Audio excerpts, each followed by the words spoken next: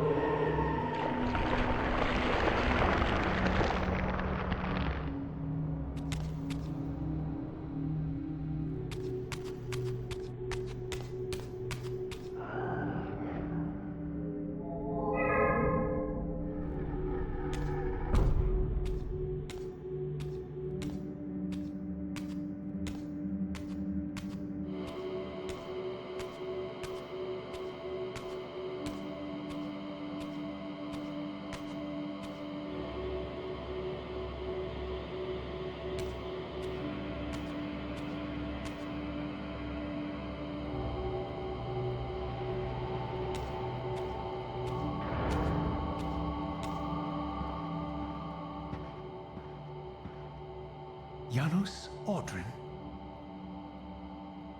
It is heartening after all these years to hear my name spoken without contempt. Raziel? My child, what have they done to you? I have been dragged through hell and back. All it seems to reach this moment. But I don't yet know why. For thousands of years I have waited, alone here, losing faith. At the time of the binding, 9 guardians were called to serve the pillars, and I was summoned as the 10th guardian, the keeper of the Reaver, the weapon of our salvation. Over time, our race died out, until I alone remained, sustained only by my obligation to you and by my guardianship of the blade. And the other 9? Why did their guardianship not sustain them? I don't know. As our race dwindled, the humans prospered.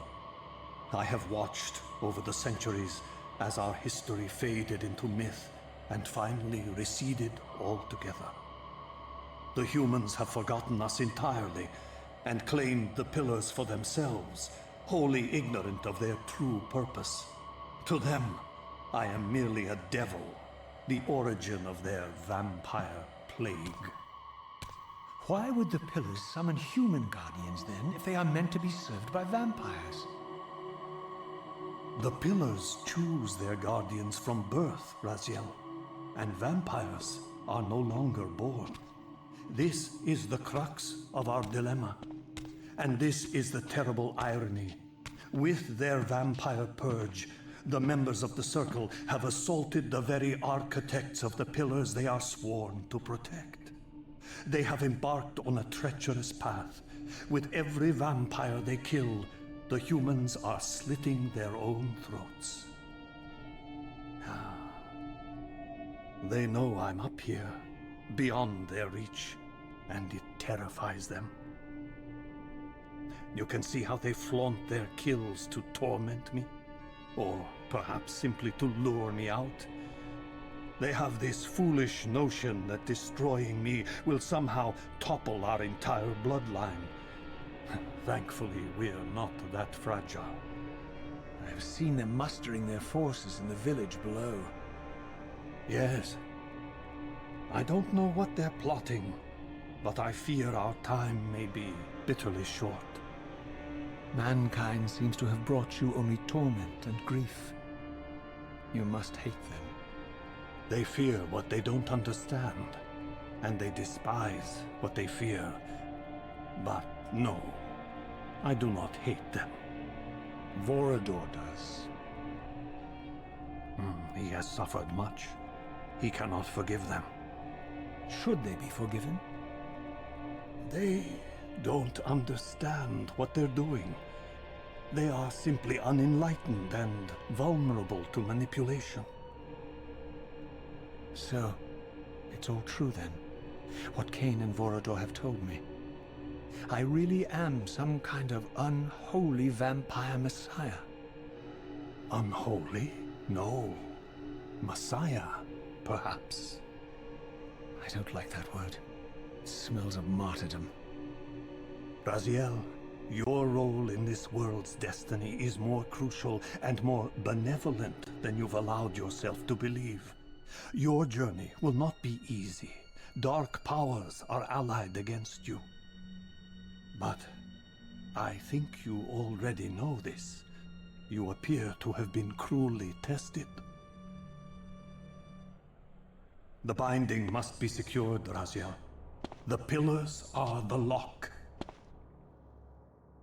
And the Reaver is the key. Yes. The Reaver is here. Why do I feel nothing? The most formidable weapon ever forged by our swordsmiths. They infused the blade with vampiric energy, empowering the Reaver to drain our enemies of their precious lifeblood. As Janos presented the blade, an inexplicable sense of dread crept over me, more palpable than anything I'd felt before. I was at once horribly repelled by the sword, and yet irresistibly compelled to touch it, to take it up. Please, take it away from me.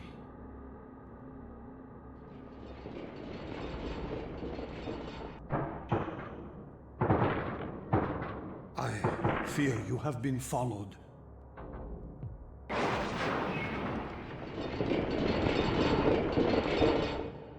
You must save yourself, Raziel. Janos! No!